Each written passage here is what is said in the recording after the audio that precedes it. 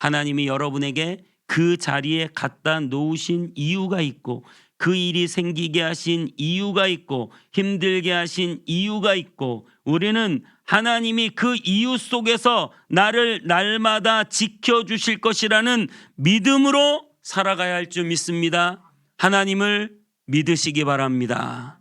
옆 사람하고 인사 한번 하겠습니다. 하나님을 믿읍시다. 여러분, 하나님을 믿어야 돼요. 뇌종양에 걸린 유은성 전도사님이 이번 주에 간증을 하셨어요. 배우 김정아 씨의 아내죠. 유은성 CCM 가수예요. 그분이 간증을 하면서 뭐라고 말하냐면 내 머릿속에 뇌종양이 있어요. 근데 이 종양이 자라지 않아서 수술하지 않지만 만약에 자라는 순간 수술해야 되는데 수술하면 90% 이상인가요? 장애를 입고 60% 이상 죽을 수 있다. 뇌를 건드리는 거니까요. 이건 수술하면 안 되는 거예요. 수술하면 큰일 나는 거예요. 근데 머릿속에 뇌종양이 있어요. 근데 그 머릿속에 뇌종양을 가진 이분이 뭐라고 합니까? 여러분, 하나님은 살아계십니다. 하나님을 믿으십시오. 이번에 개척교회 세미나를 다녀왔는데 수많은 개척교회 목사님, 사모님들을 만났어요. 정말 귀한 사역입니다. 힘들고 지치고 낙심하고 좌절하고 저희는 돌아보니까 성도가 많으신 거예요. 정말 몇 명 앉혀놓고 이 개척의 길을 가야 되냐 말아야 되냐 그분들에게 위로해주고 은혜를 베풀어주고 환대해주고 사랑해주고 기도해주고 가르쳐주고. 그런데 제가 한 가지 느낀 것은 그거예요. 그분들의 얼굴에는 근심과 걱정보다는 감사와 감동이 넘치더라. 왜 그분들의 얼굴에 감사와 감동이 넘칠까요? 하나님께서 여전히 함께 하시고 그 주님으로 인하여 기뻐하며 그분과 함께 그 길을 걸어가기 때문에 그분들은 힘들고 어려워도 순수하게 웃으면서 행복하게 감사하며 그 길을 걸어가는 것입니다. 저는 욥기를 보면서 오늘 특별히 추수감사 주일인데 설교를 뭘 해야 되나 고민을 많이 했는데요. 감사에 관한 설교를 할 수도 있지만 추수감사 주일날 악인의 형통? 추수감사 주일날 아니 악인이 왜 형통하는데 감사하지? 이게 무슨 말인지 모르겠다. 들으시면 알아요. 들으시면 알겠지만 여러분, 우리의 감사, 우리의 인생은 그저 단순히 고난을 참고 이기라고 하는 그런 욥기의 내용이 아니라 욥기는 정말 1, 2장 설교하면 3장부터 42장까지 설교할 게 별로 없는 것 같아요. 아니 근데 무려 그걸 42장 아니 다른 뭐 몇 장 있는 성경책도 많아요. 그런데 왜 어떤 신학자가 그런 말씀을 하시더라고요. 아니 왜 하나님이 쓸데없는 얘기를 42장이나 이 귀한 성경책에 써 놓으셨는가? 저는 이 욥기를 통해서요. 일체의 비결, 사도 바울이 말한 내가 부한데도 처해보고 가난한데도 처해보는 그것에 대한 일체의 비결, 늘 어떤 상황에서도 감사할 수 있는 것. 여러분, 우리는 이 욥기를 통해서 일체의 비결을 배울 수 있기를 축복합니다. 그러려면 미라클 모닝을 매일매일 잘 들으셔야 돼요. 새벽 예배를 나오시던가 미라클 모닝을 들으시던가 매일매일 그 욥기를 해석해 나가면서 욥은요 동방에서 가장 큰 부자, 가장 의롭고 선한 자로 살았는데 그 욥은 가장 부자였다가 가장 비참한 지경에 처해지고 그 의롭고 선함은 온데간데 없고 하나님 앞에 매일 따지고 힘들어하고 고통스러워하고 나를 왜 태어나게 했냐고, 왜 나를 화살로 관역 삼으셔서 나를 화살로 치시고 왜 내 침 삼키는 것마저 고통스럽게 하시냐고 그렇게 따졌던 욥. 모든 것을 다 가졌지만 모든 것을 다 잃었고 가장 의로웠지만 가장 하나님께 항변하는 사람으로 나타났던 그 욥을 통해서 우리는 우리 인생의 깊은 진리, 일체의 비결, 가난해도 부해도 주님의 그 은혜 안에서 감사하며 사는 삶. 여러분, 우리는 그것을 배워야 할 줄 믿습니다. 오늘 욥은 악인의 형통에 대해서 바라보고 있어요. 아니, 나는 이렇게 고난을 받는데 왜 악인들은 저렇게 형통하지? 그러면서 그런 거죠. 착하게 살면 무조건 형통하고 나쁘게 살면 무조건 하나님이 징벌하고 망하고 고통스럽고 고통을 주고, 이런 권선징악, 인과응보가 아니라 하나님께서는 이 악인들에게 주시는 형통이 있는데 그 형통 안에 미묘한 하나님의 섭리가 그 안에 있다는 사실을 하나하나 캐치해내요. 오늘 그것을 세 가지로 볼 건데, 첫 번째로 이렇게 말합니다. 11절부터 13절에 그들은 아이들을 양떼같이 내보내고 그들의 자녀들은 춤을 추고 그들은 소고와 수금으로 노래하고 피리를 불어 즐기며 그들의 날을 행복하게 지내다가, 요게 중요해요. 잠깐 사이에 스올에 내려간다. 스올은 죽음, 저승 아니면 지옥, 이렇게 표현할 수 있어요. 그들은 잠깐 사이에 죽음으로 내려간다. 사망으로 내려간다. 지옥으로 내려간다. 신나게 놀고 먹고 마시고 즐기는 것이 잠깐이다. 여러분, 인생이 길어요? 짧아요? 잘 모르겠어요. 여러분, 다 인생은 짧다고 말합니다. 벌써 11월이에요. 우리의 가을은 어디에 갔나요? 갑자기 겨울이 왔어요. 그래가지고 요즘에 옷 회사들이 망해 나간대요. 왜냐하면 가을 옷이 안 팔린대요. 갑자기 더웠다 갑자기 추워지니까 가을 옷이 안 팔린대요. 너무나 시간이 빨리 가요. 올해도 벌써 수능도 지났고 이제 겨울이 와버렸어요. 우리 인생의 겨울도 이렇게 금방 올 것 같아요. 젊은 시절에 열심히 돈을 벌기 위해서 살았는데 돈이 있다 보니까 시간이 없고, 그래서 돈이 없어 좀 놀고, 시간이 많으면 뭐가 없어요? 돈이 없어요. 시간이 있으면 돈이 없고 돈이 있으면 시간이 없고 뭐 그런 거예요. 돈을 벌기 위해서 실컷 좋은 시절을 다 보내고 이제 좀 노후에 돈이 있다 싶으면 늙어서 쓸 기력이 없어요. 재밌는 게 없어요. 맛있는 게 없어요. 좋은 게 없어요. 그게 우리 인생인지 모르겠습니다. 잠깐 있다 사라지는 안개 같은 것.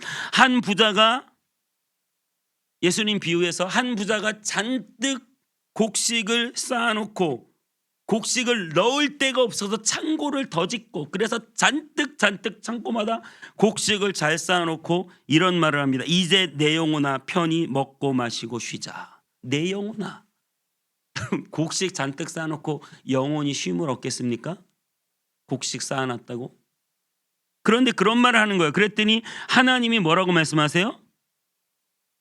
오늘 밤에 내가 네 영혼을 취하리니. 죽음은 뭐예요?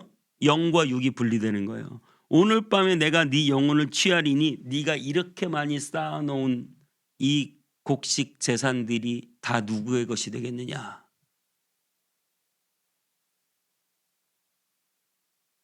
여러분, 윤성 전사님이 아까도 말씀드렸지만 머리에 뇌종양 암을 산 머리에 그것도 데리고 살아요. 그리고 본인은 시한부예요. 시한부죠. 이 종양이 커지기만 하면 거의 장이 아니면 죽는 거니까 커지면 안 돼. 근데 뇌 안에 암덩어리가 있어. 종양이 있어요. 그래서 자기는 시한부 인생인데 이런 말을 해요. 저만 시한부예요? 여러분은 영원히 살아요? 우리 모두는 다 시한부예요. 우리 모두는 한계를 가지고 살아요. 여러분, 우리의 삶이 영원할 거라고 생각합니까? 우리의 삶이 아니 뭐 천년 만년 갈 거라고 생각하십니까? 우리는 이 짧은 시간을 살아가는 시한부 인생인데 내가 언제 죽느냐 늘 건강 생각하면서 내가 언제 죽지? 내가 언제 죽느냐가 중요한 게 아니라 내가 어떻게 살아가느냐, 영혼의 때를 준비하며 살아가느냐. 여러분, 이게 너무 중요해요. 내가 잘 먹고 잘 살고 건강하게 오래 살아요. 이게 무슨 개념이냐면 내가 언제 죽지? 죽는 그날을 더 늘려야지. 여러분, 그게 중요한 게 아니에요. 우리 모두는 다 시한부로 사는데 저와 여러분들이 진실로 영혼의 때를 준비할 수 있기를 축복합니다. 우리의 영혼이 사는 거지 내 육체가 영원히 사는 게 아니야. 물론 육체는 나중에 부활하지만 영혼의 때를 준비해야 돼요. 내 영혼을 가꾸고 내 영혼을 다스려야 돼요. 여러분, 그것뿐만 아니라 악인들은 자신의 계획대로 되지 않아요. 16절에 이렇게 말해요. 그러나 그들의 행복이 그들 손안에 있지 아니하니 악인의 계획은 나에게서 멀구나. 자기가 자기 행복을 위해서 계획을 세워요. 이렇게 공부하고 이렇게 대학을 가고 이렇게 직장을 다니며 이렇게 결혼해서 이렇게 자식을 낳고 이렇게 살겠다. 여러분, 여러분의 계획대로 인생이 술술술술 풀리셨나요? 계획대로 된다 안 된다? 계획대로 안 된다. 내 인생이 내 손 안에 있다 없다? 인생은 내 손 안에 없다입니다. 여러분, 내 계획이 자꾸 삐뚤어지고 다른 방향을 가게 되고 장애물이 생겨서 방향을 틀어야 되고, 악인의 계획은 아무리 계획을 세워도 계획대로 되지 않습니다. 그러면 누구의 계획대로 되시는 거예요? 하나님의 인도하심에 따라 가는 것입니다. 여러분, 우리는 하나님의 인도함 따라 가는 거지 내 머리로 내가 계획 세워서 살아가는 사람들이 아닙니다. 하나님의 인도하심 안에 행복이 있고 평안이 있고 기쁨이 있고 만족이 있는 줄 믿습니다. 우리는 우리를 부르신 그분을 따라 그분의 비전과 꿈과 그분의 사명과 그분이 주신 은혜와 그분이 내게 지시할 그 땅으로 우리는 걸어가는 사람들인 줄 믿습니다. 무조건 큰 게 좋은 게 아니에요. 주님이 주신 게 좋은 거예요. 여러분, 이걸 잘 기억하세요. 어린아이들을 보면 하나님이 그런 묵상을 하게 하세요. 어린아이들을 보면, 우리 오늘 시온이도 왔네요. 시온이, 은찬이. 어린아이들을 보면 막 예뻐. 네, 저희 막내도 제법 예뻤어요. 어렸을 때. 지금은 크니까 없죠, 여기. 지금은 크니까 뭐 이 설교를 들을 일은 없겠죠. 지금은 크니까 뭐 길게 설명하지 않겠습니다. 청소년기의 남자 아이들, 네, 그래요. 너무 아이들이 예쁜데 크면 그래요. 그러면 어른들은 그래. 요 아이가 안 크고 요대로 이렇게 이쁜 상태로 엄마 아빠 막 이러면서 예쁜 상태로 있으면 좋겠다. 그런 생각을 간혹 해봐요. 크면 자기 주장이 생기고 고집이 세지고 사춘기를 겪다가 결국은 언젠가 부모를 또 떠나죠. 그런 생각을 해요. 교회가 막 커지면 좋겠어요. 할렐루야? 네, 별로. 교회가 막 커지면 좋겠어요. 그런데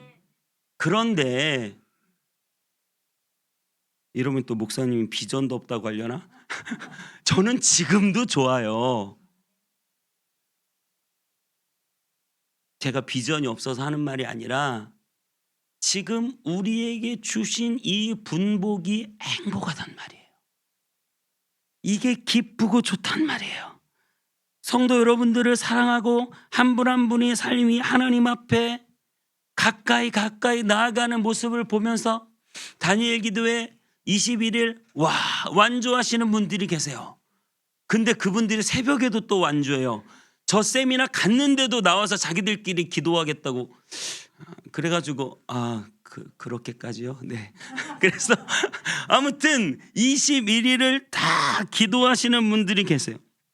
어쨌든 여러분, 우리가 하나님 안에 지금 온 땅 위에 성문교회 안에 한 공동체로 있다는 것이 얼마나 큰 행복인지 몰라요. 할렐루야. 네. 우리 옆사람 오늘 인사 많이 하는데, 당신이 있어도 참 행복합니다. 인사하겠습니다. 당신이 있어도 참 행복합니다.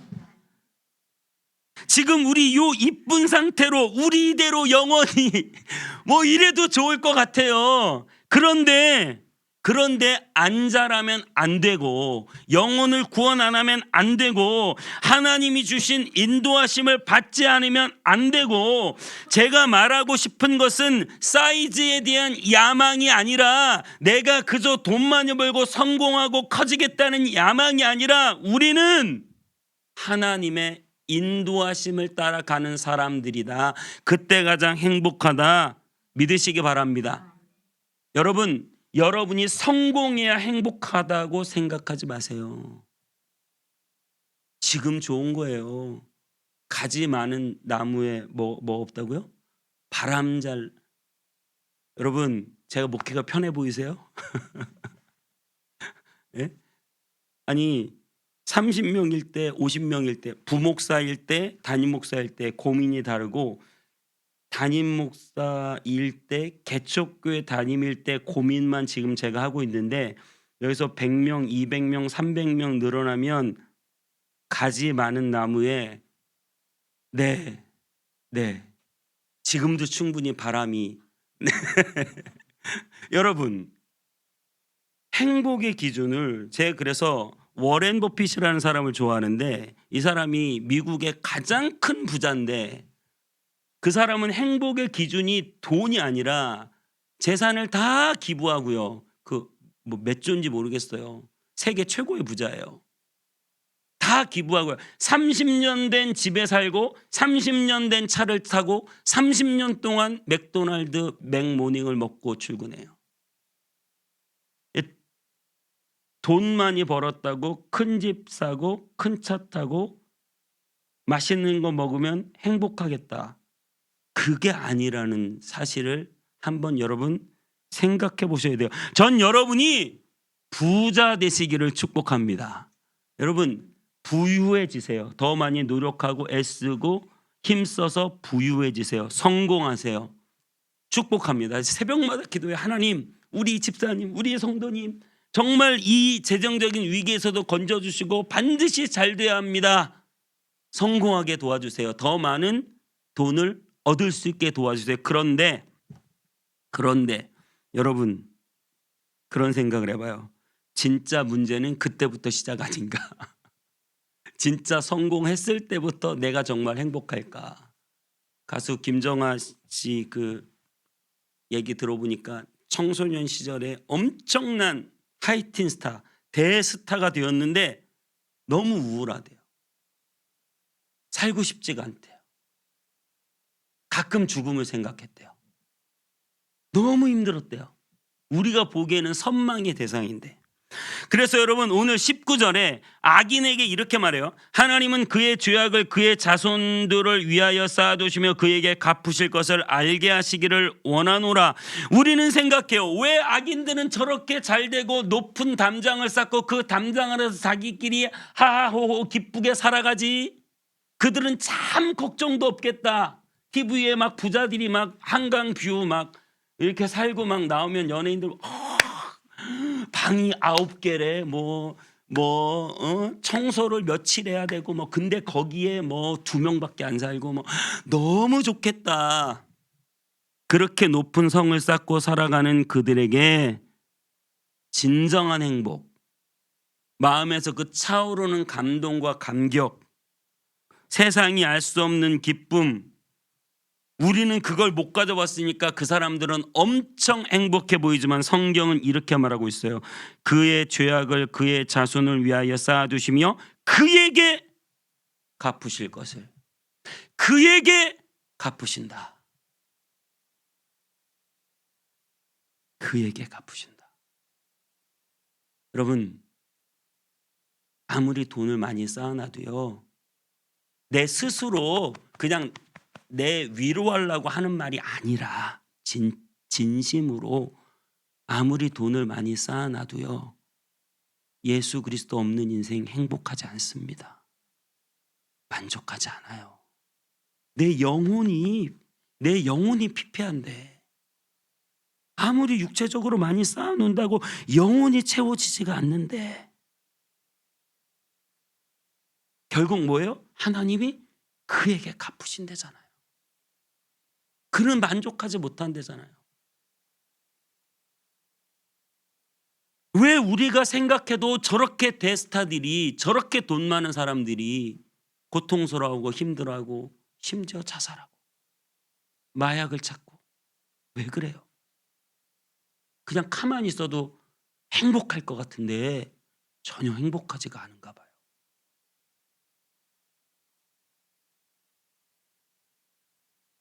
여러분, 우리는 잘 생각해야 돼요. 우리의 행복의 근원이 어디인지. 악한 자들이 담을 쌓아놓고 자기들끼리 행복하는 걸 보면 그걸 보고 저렇게 사는 저 사람들은 얼마나 행복할까? 아니에요, 여러분. 정말 아닙니다. 성경은 우리에게 그렇게 말하고 있지 않아요. 우리는 성경을 믿는 사람들입니다. 그렇다면 여러분들에게 한 가지 질문하고 싶어요. 여러분은 의인입니까? 악인입니까? 여러분은 선한 사람입니까? 죄인입니까? 저 여러분은 모두 죄인이에요. 여러분, 이것을 믿으시기를 바랍니다. 우리는 죄인이에요. 우리는 악인이에요. 그래서 우리는 그 죄의 대가, 악한 생활에 대한 대가를 받고 고통당해야 합니다. 여러분 삶 안에 있는 그 부조리를 이해하셔야 돼요. 그 죄악을 이해하셔야 돼요. 어제 유기성 목사님이 자녀들을 믿음으로 키우기 위해서 우리가 모여서 회의하자고 했는데 거기에서 이런 질문이 나왔다고 하잖아요. 그럼 나는 믿음으로 살아가는가? 아니, 자녀들을 믿음으로 키우겠다고 막 결단을 하는데 내 속에 예수님이 살아계신가? 진짜 내 안에 예수님이 나와 함께 계심을 믿는가?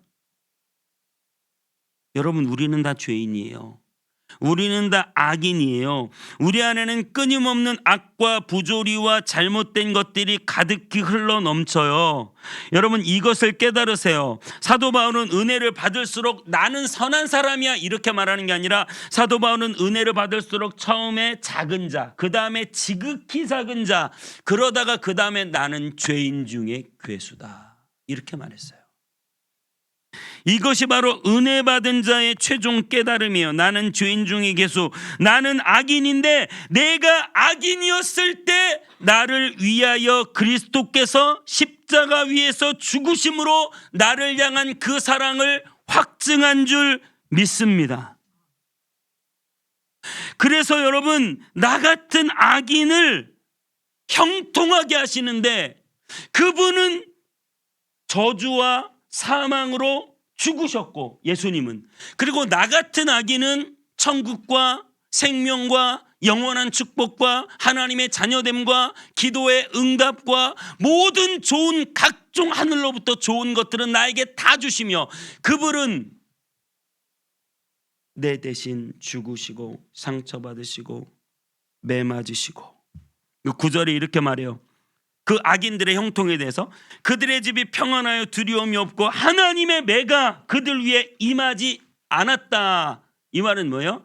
하나님의 매가 임해야 되는데 임하지 않았어요. 왜요?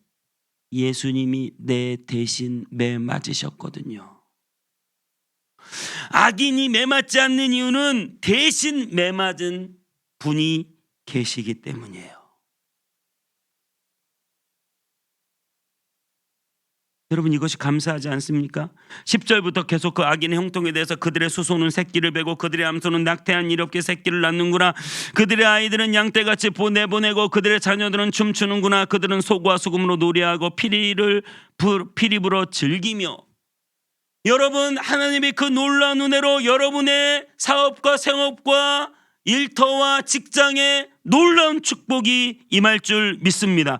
여러분의 자손들이 하나님의 은혜 가운데 잘 될 줄 믿습니다. 여러분 마음 가운데 기쁨이 넘쳐서 주님을 노래하고 찬양하며 이 13절에 그들의 날을 행복하게 지내다가 천국으로 인도함 받게 될 줄 믿습니다.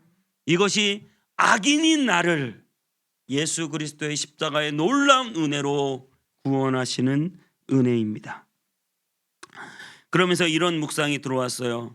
욥은 2배로 받았어. 할렐루야. 여러분 2배로 받으면 좋겠죠? 2배로 받았어요. 자식도 10명 죽었는데 20명으로, 재산도 2배로, 다 양, 소, 낙타 다 2배로 받았어요. 그런데 여러분 우리는 그런 질문이 들어와요. 아니 자식이 10명 죽었는데 20명 받으면 기뻐요? 그런 질문이 딱 나한테 들어오는 거예요. 아니 좀 이런 말은 좀 그런 표현이지만 제가 3남매가 있잖아요. 3남매가 죽었는데 6남매가 생기면 기뻐요? 이거 말도 안 되는 거잖아요.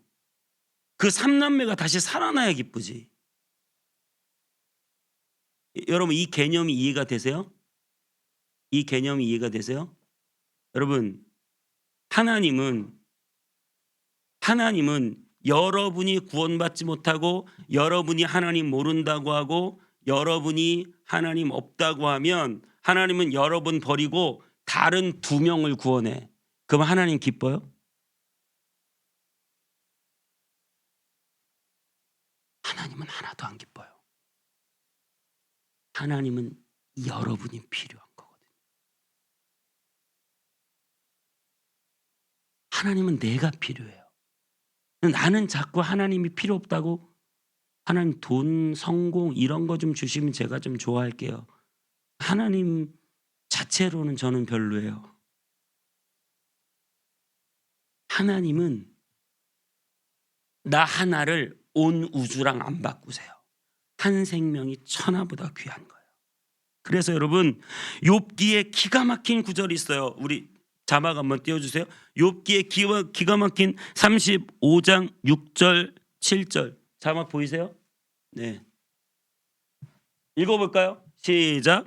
그대가 범죄한들 하나님께 무슨 영향이 있겠으며 그대의 악행이 가득한들 하나님께 무슨 상관이 있겠으며 그대가 의로운들 하나님께 무엇을 드리겠으며 그가 그대의 손에서 무엇을 받으시겠느냐.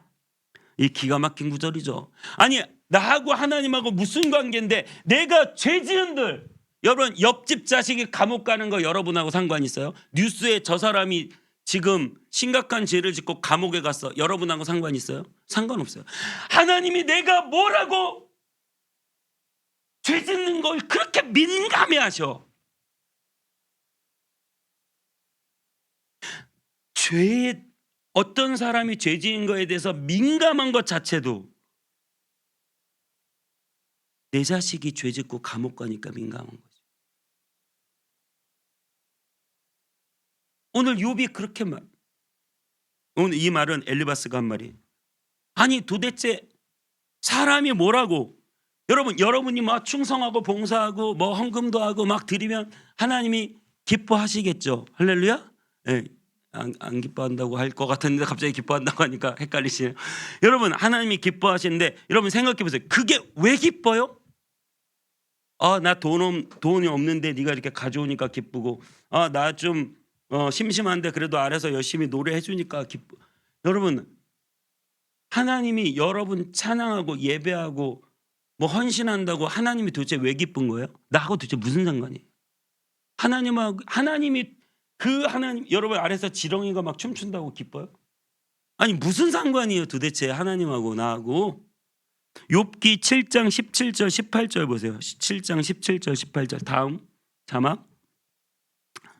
시작. 사람이 무엇이기에 주께서 그를 크게 만드사 그에게 마음을 두시고 아침마다 권징하며 순간마다 단련하시나이까.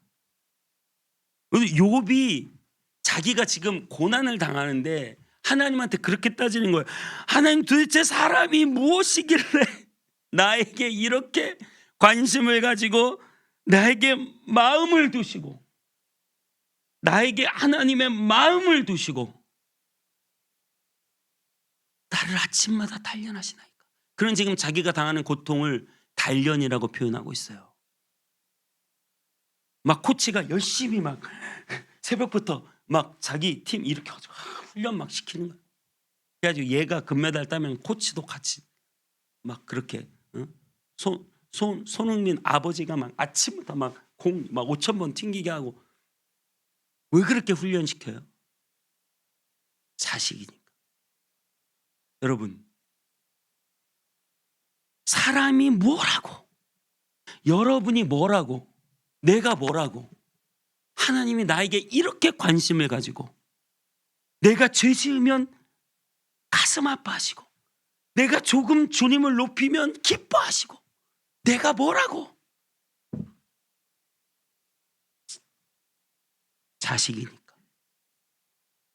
하나님한테는 여러분 말고 대체할 게 없고 하나님은 여러분으로 만족하고, 무화과 나무 잎이 마르고 포도 열매가 없고 밭에 소출이 없고 감람나무에 열매가 없고 논밭에 작물이 없고 또 뭐 외양간에 송아지가 없어도 난 여호와로 즐거워하리가 아니라 반대로 하나님은 나로 인하여 즐거워요. 하나님은 나 때문에 즐거워요. 여러분, 하나님은 여러분을 그렇게 사랑하는 줄 믿으시기 바랍니다.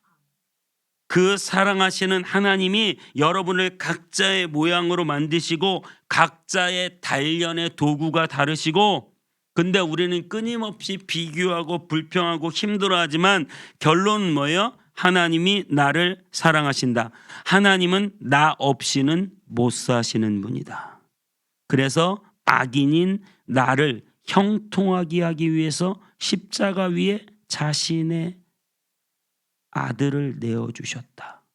여러분, 이 사실을 믿으시기 바랍니다. 하나님은 여러분을 사랑하십니다. 나밖에 모르십니다. 그 놀라운 사랑을 기억할 때 우리는 이 땅에서 일체의 비결을 배우며 하나님으로 만족하고 그분의 그 놀라운 사랑을 기억하고 감사하고 감격하며 삶을 살아가게 될 줄 믿습니다. 그리고 그 사랑을 증거하며 살아가시게 될 줄 믿습니다.